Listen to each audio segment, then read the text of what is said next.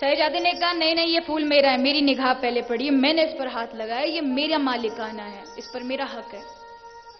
शेर जी कहने लगे भले ही तुम्हारा हक है और किसी दुकान पे चले जाओ, ये मेरे प्रभु का हक है, ये मैंने पहले सोच लिया था, मैंने देखते ही दृष्टि कर ली थी, संकल्प बना लिया था।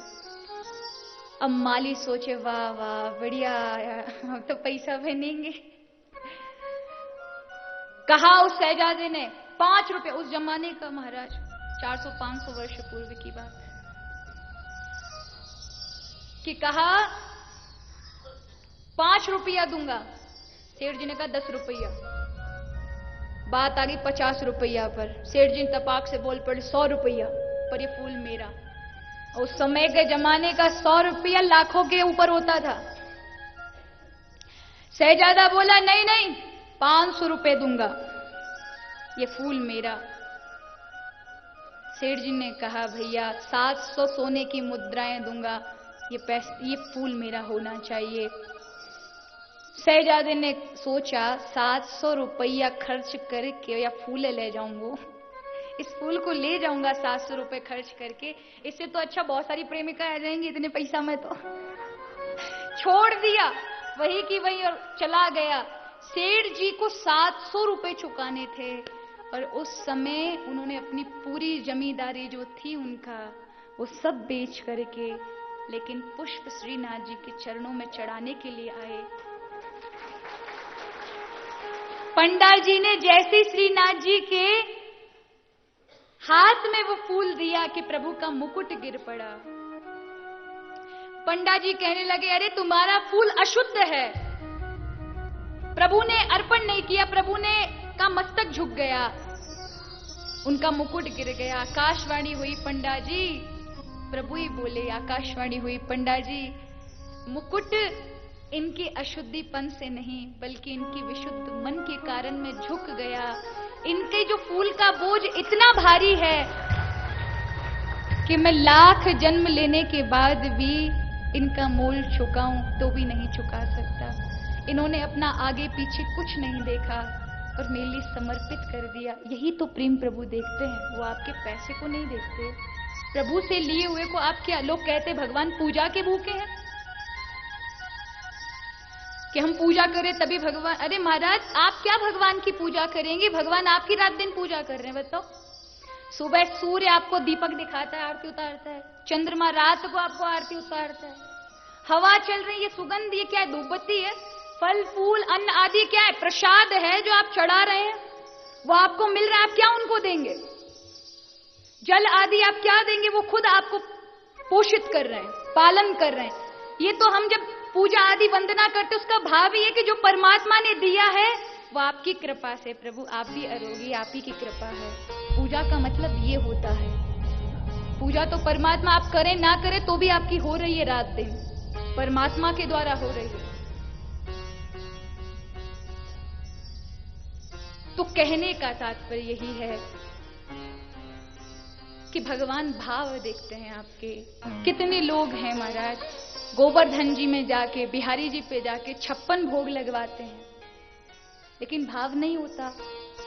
वो देखते भगवान को कम हैं, भाव बिल्कुल नहीं होते, पब्लिक को ज्यादा देखते हैं। कितने लोग 56 भोग देखने आए हैं, कितने लोग देख रहे हैं, वहां नाम बड़े बड़े फलाने बजाज जी के परिवार के द्वारा 56 भोग, और बजाज जी का पूरा परिवार वही 56 भोग के सामने खड़ा रहेगा। क्या फायदा?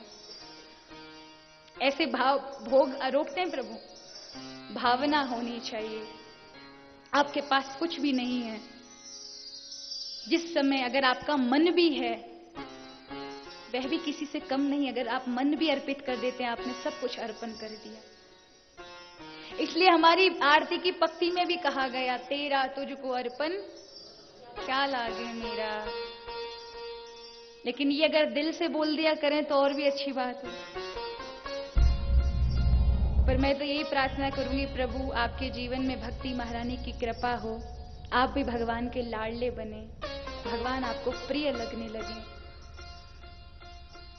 याद रखिए, भगवान से जब प्रेम होता है तो संसार का कोई भी चीज छूटती नहीं है। ये लोगों को डर रहता है कि अगर भगवान की ओर ज्यादा बढ़ गए, अध्यात्म की ओर ज्यादा बढ़ गए तो संसार छूट जाएगा, परिवार छूट जाएगा। ऐसा नहीं है।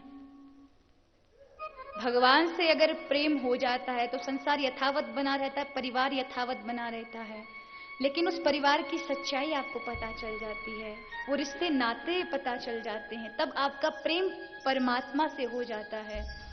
केवल मेरे और मेरे, ये संसार में मुझे धर्म दिया है, धर्म से विमुख होकर आप भगवान की सेवा करेंगे, प्रभु बिल्कुल नहीं स्वीकारेंगे। क्योंकि आपको ग्रस्त जीवन देने के बाद भी आपने अपने ग्रह का त्याग किया, आपने पत्नी बच्चों का त्याग किया, और जिसने चलते हुए चैतन्य ब्रह्म जो चल फिर रहा था उसका अपमान किया, उस ब्रह्म को क्या पाएगा? उस निराकार ब्रह्म को क्या पाएगा जिसने आकार रूपी ब्रह्म का ही अपमान किया? उसको ही खुश ना रखा, उसको ही दुखी कर दिया। और यही हम भूल करते हैं। हम मूर्तियों में तो प्रभु को बहुत मानते हैं, बहुत श्रद्धा रखते हैं, सब कुछ चढ़ा देंगे, लेकिन चलते फिरते चैतन्यों का अपमान करते हैं, उनमें भगवान हमको कभी दिखता नहीं। उनको हम उल्टा सीधा सुना देते हैं, और यही नहीं होना चाहिए। भक्त का है कि अगर कभी, क्योंकि हम संसार में रहते हैं, हो जाता है हमारे से, क्योंकि व्यवहारिक है, यहां कभी हम उल्टा भी बोलते हैं, कभी प्रेम भी करते हैं, लेकिन हमेशा उल्टा बोलते रहना भी गलत है। थोड़ी देर के लिए आप क्रोध करिए, लेकिन फिर क्षमा भी मांग लीजिए, किसी को दुख ना हो आपके द्वारा, ऐसा आचरण हो। तो या 6 प्रश्नों के उत्तर में व्यास जी को सूत जी महाराज ने 6 प्रश्नों के उत्तर में भागवत कथा श्रवण कराई। सौनकादिक ऋषियों ने पूछा है यहां पर कि महाराज ये बताइए कि भागवत की रचना कैसे हुई, और शुकदेव जी महाराज का जन्म कैसे हुआ, परीक्षित जी महाराज को क्या ऐसी जरूरत पड़ी कि 25 वर्ष की आयु में सत्संग करने पहुंच गए। और सत्संग करे तो कोई बड़ी बात नहीं है, क्योंकि सत्संग के लिए कोई उम्र मोहताज नहीं होती, वो तो एक 5 वर्ष का बच्चा भी कर सकता है, 80 साल का बूढ़ा, उसकी कोई उम्र नहीं होती। लेकिन जल्दी मरने वाले व्यक्ति को क्या कर्म करना चाहिए, ऐसा प्रश्न क्यों किया? वो क्यों जल्दी क्यों मरने वाले थे, ऐसा क्या कारण था? और सूत जी महाराज यहां बताते हैं, बद्र का आश्रम में कलयुग को देख करके वेद व्यास जी ने एक वेद जो था उसके 4 विभाग कर दिए, इसलिए वेद व्यास नाम पड़ा। 18 पुराणों की रचना की, जिसमें से अंतिम पुराण श्रीमद् भागवत था, जो कि समाधि में लिखा गया है, विचार करके नहीं लिखे गए हैं ये ग्रंथ। हमारे शास्त्रों में वाल्मीकि रामायण और श्रीमद् भागवत महापुराण, ये 2 चीजें समाधि में लिखी गई हैं, समाधि में उतरी और उसकी रचना कर दी गई।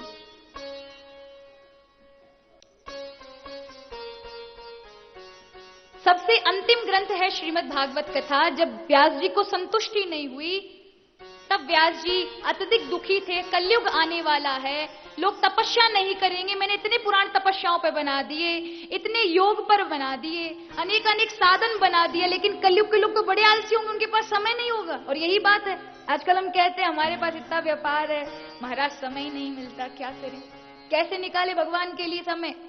मन करता है खूब कि हम करें, लेकिन हमारे पास समय नहीं होता।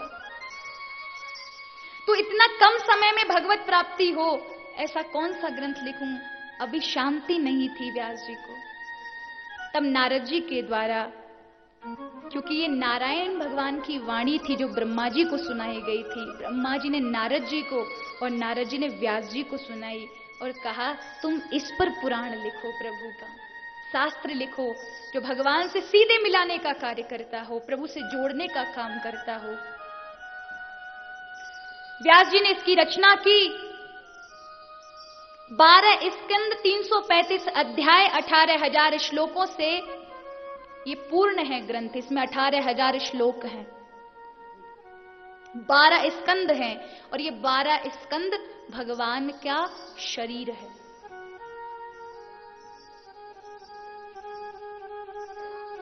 और बताया व्यास जी ने इसकी रचना की। कथा ऐसी आती है, वैसे तो ये भागवत में नहीं है, लेकिन कथा ऐसी आती है कि व्यास जी वृद्ध हो गए थे और उनकी वो भागवत कथा लिखने में समर्थ नहीं थे।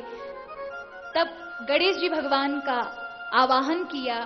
उन्होंने कहा देखो महात्मा जी, हम लिख देंगे ग्रंथ, लेकिन तब लिखेंगे कि कि आप रुकेंगे नहीं, खाएंगे पिएंगे नहीं, अनवरत ये ग्रंथ चलेगा। आप बोलेंगे मैं लिखूंगा, एक पल के लिए मेरी लेखनी नहीं रुकेगी। बोले ठीक है।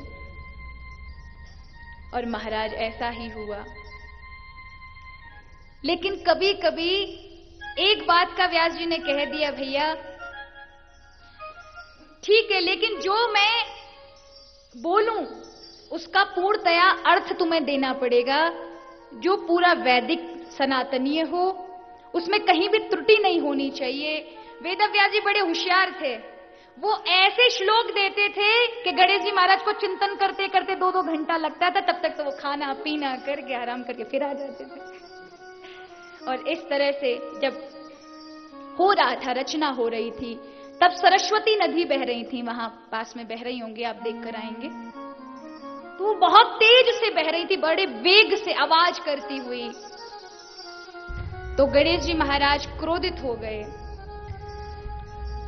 व्यास जी महाराज ने यहां श्राप दे दिया और कहा कि आप बहुत कोलाहल कर रही हैं, अपने मार्ग को थोड़ा धीमा करिए। तब से मां सरस्वती बहुत धीमी हो गई और बहुत कम वेग में बहने लगी। पुराणों में कथा आती है कि गंगा आदि नदियों का श्राप सरस्वती को मिला था, इसलिए वो विलुप्त हैं, अदृश्य हैं। तो इस तरह से भागवत महापुराण की रचना हुई। लेकिन इस भागवत कथा को करे कौन? कोई छोटा मोटा वक्ता कह सकता है? जिसको स्वयं भगवान की वाणी ने, जो भगवान का स्वरूप है, भगवान की वाणी है, ये कौन कहने में समर्थ है? ये तो साक्षात भगवान का ही कोई अवतार हो, वही कहने में समर्थ है। अब खोज हुई, कौन कहे, बड़े बड़े ब्राह्मण आए, बड़े बड़े संत आए, दुर्वासा, अगस्त, वैशंपायन आदि बड़े बड़े, हम कहेंगे, हम बोल लेंगे। व्यास जी ने कहा इसको वही गा सकता है और बोल सकता है जिसने पहले परमात्मा का देखा हो और फिर उसकी सारी सृष्टि को देखा हो।